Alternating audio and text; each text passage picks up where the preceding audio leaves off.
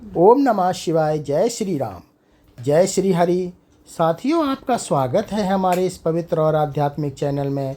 यहाँ हम आपको सनातन धर्म की गूढ़ बातें, देवी देवताओं की महिमा, पुराणों की कथाएं और जीवन को उजाला देने वाला दिव्य ज्ञान अत्यंत सरल रूप में सुनाते हैं। कथा शुरू करने से पहले एक छोटा सा निवेदन है।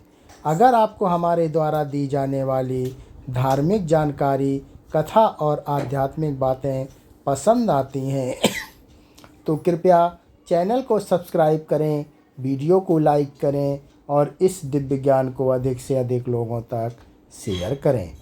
आपके एक लाइक और सब्सक्राइब से हमें और भी सुंदर धार्मिक कथाएं और ज्ञान आपके लिए लाने की प्रेरणा मिलती है। तो चलिए शुरू करते हैं सनातन धर्म की इस पवित्र यात्रा को। बोलिए हर हर महादेव। भक्तजनों, आज हम जो कथा लेकर आए हैं आप लोगों के लिए वो बहुत ही सुंदर है, बहुत ही मज़ेदार है। आप लोग इसको ज़रूर पढ़ें, बहुत अच्छी जानकारी मिलेगी। आप लोग अगर नए हैं तो हमारे चैनल को प्लीज़ लाइक एंड सब्सक्राइब ज़रूर करना। इस कथा को आप ज़रूर सुनना, स्किप मत करना। आज की कथा का नाम है कैसे हुआ माँ दुर्गा का जन्म। दुर्गा अवतार का रहस्य क्या है, इसके बारे में आज हम बताएंगे आप लोगों को। तो चलो प्रारंभ करते हैं आज की कथा।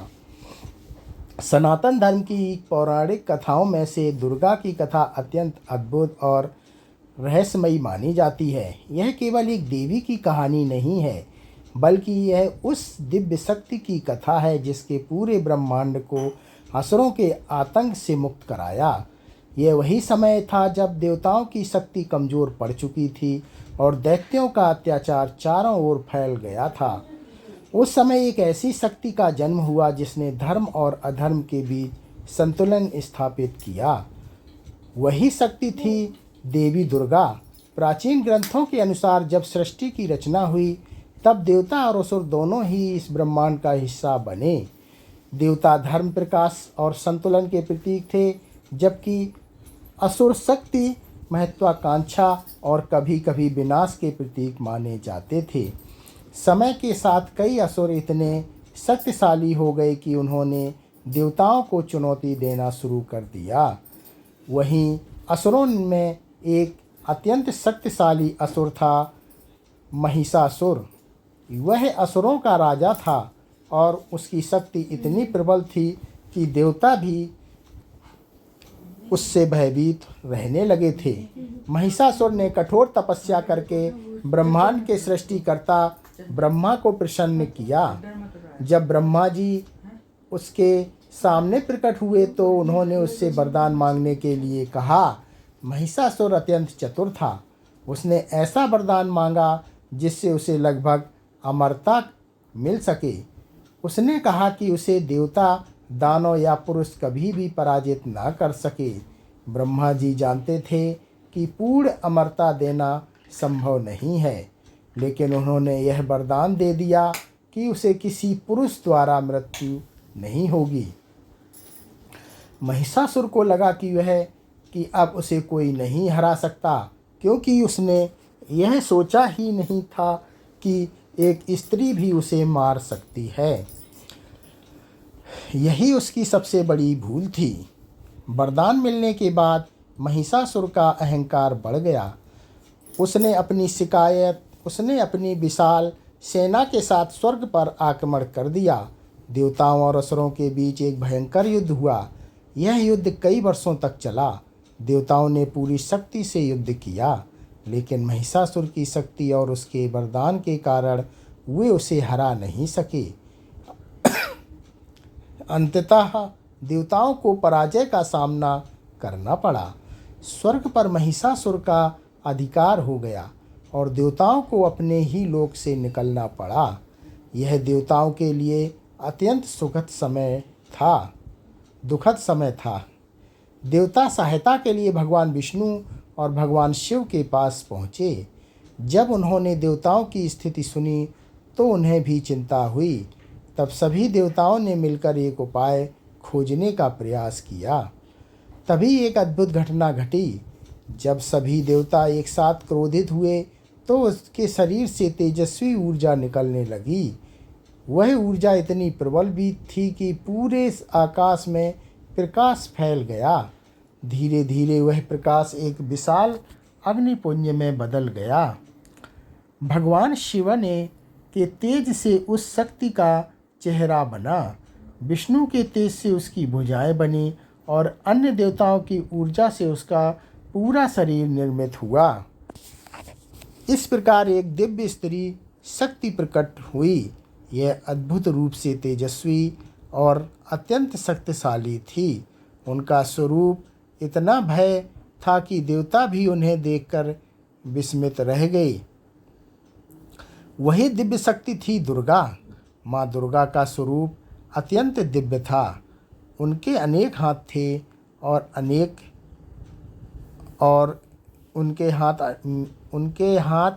हाथ थे और प्रत्येक हाथ में एक दिव्य अस्त्र था। उनका वाहन एक सिंह था जो साहस और शक्ति का प्रतीक माना जाता है। देवताओं ने अपनी अपनी शक्तियाँ और अस्त्र माँ दुर्गा को अर्पित किए। भगवान शिव ने उन्हें त्रिशूल दिया, भगवान विष्णु ने सुदर्शन चक्र दिया और इंद्र ने वज्र दिया और अन्य देवताओं ने भी अपने अपने दिव्य अस्त्र उन्हें प्रदान किए। जब माँ दुर्गा पूरी तरह से सुसज्जित हो गईं, तब उनका स्वरूप इतना तेजस्वी हो गया कि पूरा ब्रह्मांड उनकी शक्ति से कांप उठा। देवताओं ने उनसे प्रार्थना की कि वे महिषासुर का अंत करें और धर्म की रक्षा करें। माँ दुर्गा ने मुस्कुराते हुए देवताओं को आश्वासन दिया कि वे इस अधर्म का अंत अवश्य करेंगी।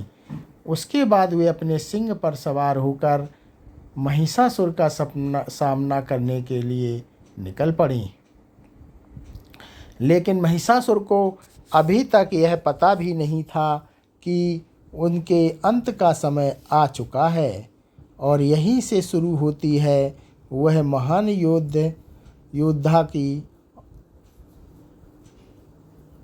महान युद्ध की कथा जिसने इतिहास बदल दिया।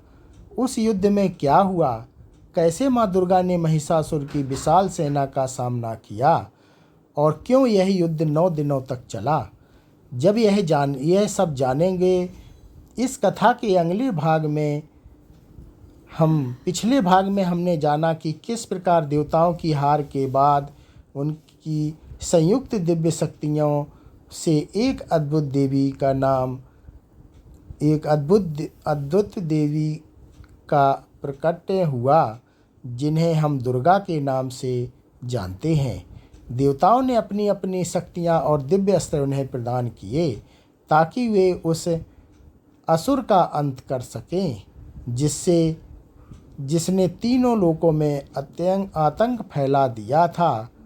वह था अत्याचारी असुर राजा महिषासुर। जब देवी दुर्गा पूर्ण रूप से प्रकट हुई तो उनका स्वरूप अत्यंत तेजस्वी और दिव्य था। उनके कई हाथ थे और हर हाथ में एक दिव्य अस्त्र चमक रहा था। उनका वाहन एक विशाल सिंह था जिसकी गर्जना से ही असुरों के हृदय कांप उठते थे। देवताओं ने विनम्रता से के चरणों में झुककर उनसे प्रार्थना की कि वे इस अत्याचार का अंत करें। देवी ने उन्हें आश्वासन दिया कि धर्म की रक्षा अवश्य होगी और अधर्म का अंत निश्चित है। इधर महिषासुर को अपने वरदान का शक्ति पर अत्यधिक घमंड हो चुका था। उसने स्वर्ग पर अधिकार कर लिया था और देवताओं को उनके ही लोक से निकाल दिया गया था। देवता पृथ्वी और अन्य स्थानों पर भटकने को मजबूर थे। महिषासुर को लगता था कि उसे कोई नहीं हरा सकता, क्योंकि उसे किसी पुरुष द्वारा माना नहीं जा सकता था। लेकिन दिव्य स्त्री शक्ति बनने वाली है। एक दिन जब देवी दुर्गा हिमालय की ऊंचाइयों में प्रकट हुई और उनकी सिंह पर सवार दिव्य छवि आकाश में चमकी, तो उस प्रकाश ने पूरे वातावरण को आलोकित कर दिया। देवी की शक्ति इतनी प्रबल थी कि उसकी ऊर्जा दूर दूर तक फैल गई। जब यह समाचार असुरों तक पहुंचा तो वे घबरा गए। उन्होंने तुरंत महिषासुर को इसकी जानकारी दी कि एक अत्यंत शक्तिशाली देवी प्रकट हुई है, जिनकी शक्ति असाधारण प्रतीत होती है। महिषासुर ने अब पहले तो इस बात का मजाक में लिया। उसे लगा कि एक स्त्री उसके सामने क्या कर सकती है, लेकिन जब उसके जासूसों ने देवी के अत्यंत रूप की कथा, अत्यंत तेज और उनकी शक्तियों के बारे में बताया तो वह थोड़ा चिंतित हुआ। फिर भी अपने अहंकार के कारण उसने युद्ध का निर्णय लिया। उसने अपनी विशाल सेना को आदेश दिया कि वे उस देवी को पकड़कर उसके सामने लाएं। असुरों की सेना अत्यंत विशाल थी। उनमें अनेक शक्तिशाली योद्धा, राक्षस और दैत्य शामिल थे। असुरों की सेना जब देवी के सामने पहुंची तो उन्होंने देखा कि एक दिव्य रूप में देवी सिंह पर विराजमान है और उनके चारों ओर प्रकाश फैल रहा है। देवी ने शांत स्वर में असुरों से कहा कि यदि वे युद्ध से बचना चाहते हैं तो तुरंत अपने अत्याचारों को छोड़ दें और धर्म का मार्ग अपनाएं। लेकिन असुरों ने उनकी बात को हंसी में उड़ा दिया। फिर एक भयंकर युद्ध हुआ और असुरों की सेना ने चारों ओर से देवी पर आक्रमण कर दिया। लेकिन देवी दुर्गा की शक्ति असाधारण थी। उनके हर अस्त्र से बिजली की तरह ऊर्जा निकल रही थी। भगवान शिव द्वारा दिया गया त्रिशूल जब चमका तो कई असुर एक ही प्रकार में नष्ट हो गए। विष्णु द्वारा दिया गया सुदर्शन चक्र जब घूमता हुआ असुरों की सेना में गया तो कई योद्धा क्षण भर में धराशायी हो गए। इंद्र का वज्र भी देवी के हाथों में अत्यंत शक्तिशाली बन गया था। देवी का सिंह युद्ध में असुरों पर टूट पड़ा और उनकी सेना को भयभीत करने लगा। असुरों की सेना बार बार आक्रमण करती रही, लेकिन देवी दुर्गा पर हर बार उन्हें पराजित करती रहीं। युद्ध का मैदान धीरे धीरे असुरों की हार में से भरने लगा। जब महिषासुर को यह समाचार मिला कि उसकी विशाल सेना नष्ट हो रही है तो उसका क्रोध बढ़ गया। उसने स्वयं युद्ध के लिए उतरने का निर्णय लिया। महिषासुर की शक्ति अत्यंत विचित्र थी। वह अपनी इच्छा से रूप बदल सकता था। कभी वह एक विशाल भैंस का रूप ले लेता, कभी सिंह बन जाता और कभी हाथी का रूप धारण कर लेता। जब वह युद्ध के मैदान में पहुंचा तो उसका विशाल भैंसे का रूप देखकर पूरी पृथ्वी कांप उठी। उसकी गर्जना इतनी भयानक थी कि पर्वत भी हिलने लगे। महिषासुर ने देवी दुर्गा को चुनौती दी और कहा कि कोई भी उसे पराजित नहीं कर सकता। देवी मुस्कुराई और शांत स्वर में बोली कि उसका अहंकार ही उसके विनाश का कारण बनेगा।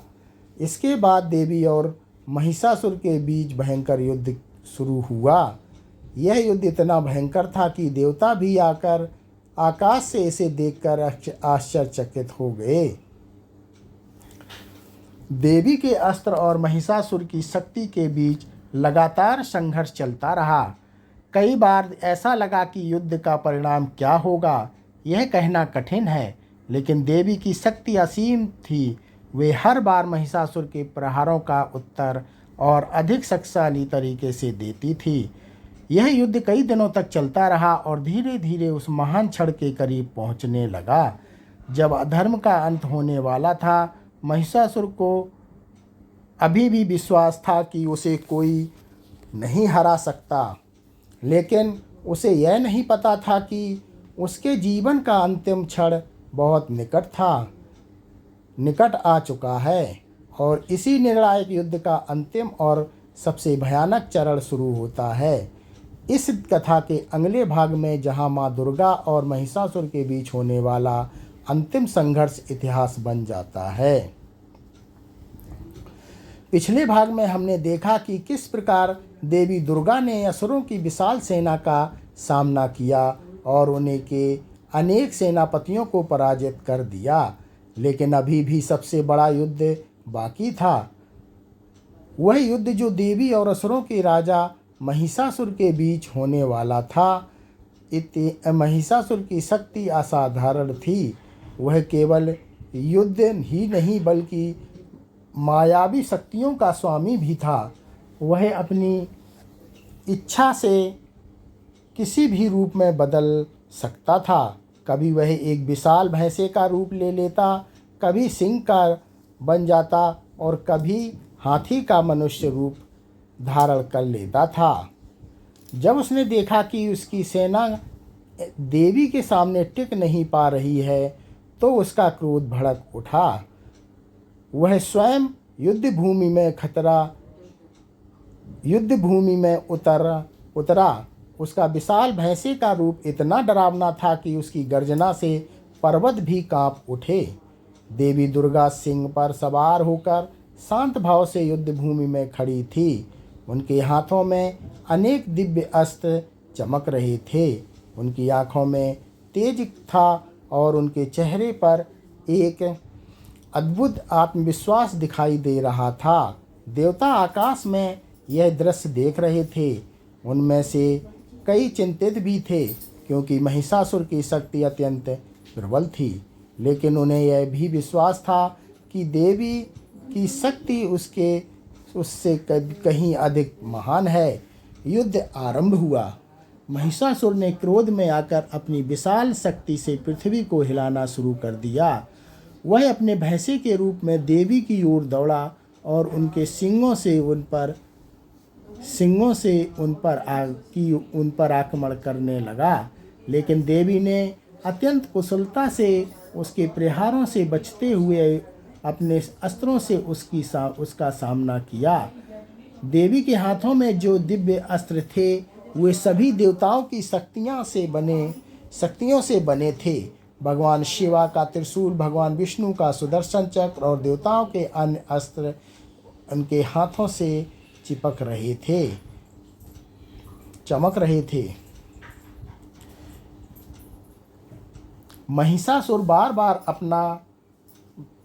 अपना रूप बदलता रहा। कभी वह हाथी बनकर देवी पर आक्रमण करता, कभी सिंह बनकर उन्हें डराने की कोशिश करता और कभी फिर से भैंसे का रूप ले लेता, लेकिन देवी दुर्गा हर रूप में उसका सामना करती रहीं। युद्ध इतना भयंकर था कि उसकी ऊर्जा पूरे ब्रह्मांड में फैलने लगी। आकाश में बिजली चमकने लगी, पृथ्वी कांपने लगी और देवता सांस रोककर युद्ध को देखने लगे। कई दिनों तक यह युद्ध चलता रहा।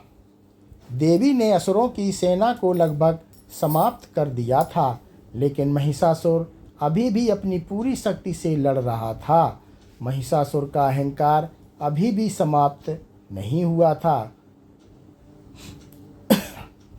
उसे कभी भी विश्वास था कि वह अजेय है, लेकिन धीरे धीरे देवी की शक्ति उसके लिए भारी पड़ने लगी।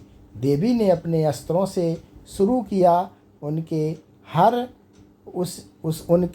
प्रहार से महिषासुर की शक्ति कम होती जा रही थी। एक समय ऐसा आया जब महिषासुर फिर से अपने विशाल भैंसे के रूप में देवी की ओर दौड़ा। उसने पूरी शक्ति से देवी का गिराने की कोशिश की। तभी देवी दुर्गा ने अत्यंत तेज गति से छलांग लगाई और अपने सिंह के साथ उसके सामने खड़ी हो गई।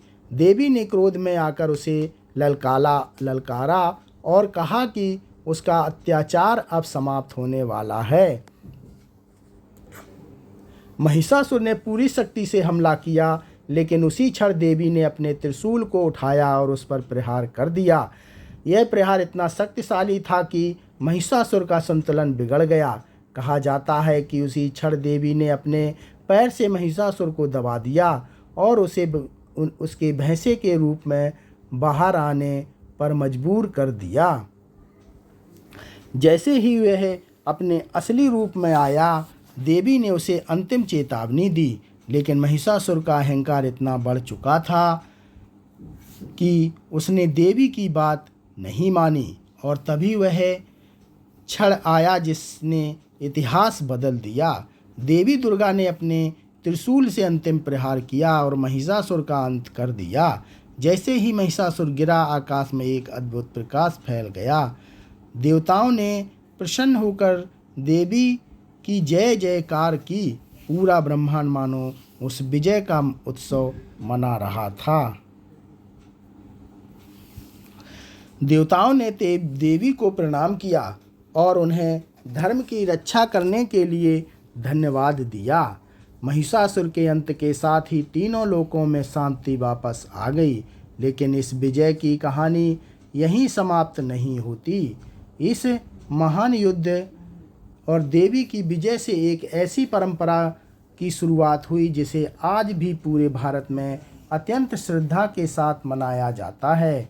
इसी रहस्य और परंपरा के बारे में हम इस कथा के अंतिम भाग में जानेंगे, जहां से शुरू होती है नवरात्रि और विजयादशमी की परंपरा।